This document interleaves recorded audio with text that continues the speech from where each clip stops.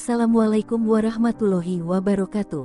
Allahumma sholli ala Sayyidina Muhammad wa ala ali Sayyidina Muhammad. Ketemu lagi di channel Doa Semesta. Semoga kita selalu dalam keadaan sehat, amin ya rabbal alamin. Tahukah sahabat semesta, di antara banyaknya bidadari surga, ada salah satu yang paling cantik. Bidadari itu bernama Ainul Mardiah. Lalu, seperti apakah sosok kecantikan bidadari itu? Amalan ibadah seperti agar mendapatkan bidadari itu di surga. Yuk kita simak penjelasannya sampai selesai. Bidadari Ainul Mardiah hanya diberikan Allah Subhanahu wa Ta'ala kepada orang-orang yang berjihad. Allah Subhanahu wa Ta'ala berfirman dalam surat Al-Waqiah ayat 22-23 yang artinya, dan ada bidadari-bidadari bermata jeli, laksana mutiara yang tersimpan baik, bernama Ainul Mardiah, yang mempunyai arti mata yang diridhoi, atau setiap pandangan yang melihatnya pasti akan menemukan keridaan di hati. Kisah tentang bidadari surga tercantik ini telah diceritakan dalam hadis Nabi riwayat Tirmidzi. Ketika pagi hari di bulan Ramadan, Nabi sedang memberikan target ajakan untuk semangat berjihad kepada pasukan Islam. Nabi pun bersabda, "Sesungguhnya orang yang mati syahid karena terlihat di jalan Allah, maka Allah akan menganugerahkannya Ainul Mardiah, yaitu bidadari paling cantik di surga." Salah satu sahabat yang masih muda yang mendengar cerita itu menjadi penasaran, namun karena malu kepada Nabi dan sahabat-sahabat lain, sahabat ini tidak jadi mencari tahu lebih dalam mengenai Ainul Mardiah. Waktu zuhur sebentar lagi, sesuai sunnah Rasul, para sahabat dipersilahkan untuk tidur sejenak sebelum pergi berperang bersama kafilah.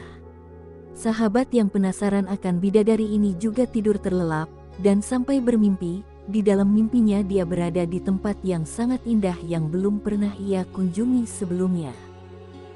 Dia pun bertemu dengan seorang wanita yang sangat cantik yang belum pernah ia lihat sebelumnya.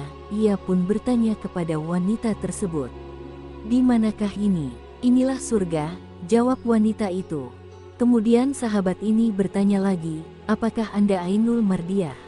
"Bukan, saya bukan Ainul Mardiah.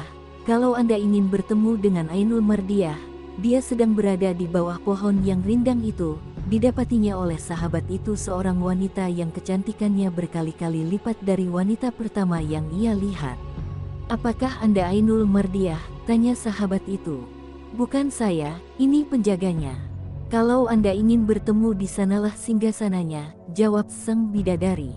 Lalu, sahabat ini pun pergi ke singgasana tersebut. Dan sampailah ke suatu mahligai, didapatinya seorang wanita yang kecantikannya berlipat-lipat dari wanita sebelumnya, yang sedang mengelap-ngelap perhiasan.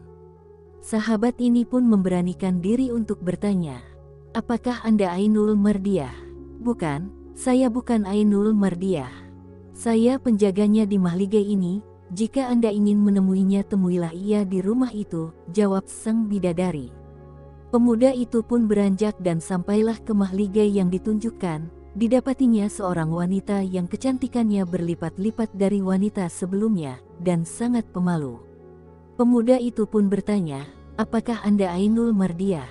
"Iya benar, saya Ainul Mardiah," jawab sang bidadari. Pemuda itu pun mendekat, tetapi Ainul Mardiah menghindar, dan berkata, "Anda bukan seorang yang mati syahid." Seketika itu juga pemuda itu terbangun dari mimpinya. Dia pun menceritakan ceritanya ini kepada seorang sahabat kepercayaannya, yang dimohonkan untuk merahasiakannya sampai ia mati syahid. Ketika perang dimulai, semangat jihad pun menggelora. Sahabat ini pun dengan semangatnya berjihad untuk dapat bertemu dengan Ainul Mardiah. Ia pun akhirnya mati syahid di petang hari. Ketika buka puasa, sahabat kepercayaan ini menceritakan mimpi sahabat yang mati syahid ini kepada Nabi. Nabi pun membenarkan mimpi sahabat muda ini, dan Nabi bersabda, "Sekarang ia bahagia bersama Ainul Mardiah." Tapi ternyata kisah tentang Ainul Mardiah adalah kebohongan belaka. Ini adalah riwayat palsu. Mengapa? Karena di dalam riwayat tersebut terdapat Abdul Wahid bin Ziyah. Ia adalah seorang perawi yang tertuduh berdusta. Bahkan tidak ada satupun dalil yang sahih tentang siapa bidadari tercantik di surga sehingga kita jangan sampai terlalu percaya akan kisah ini.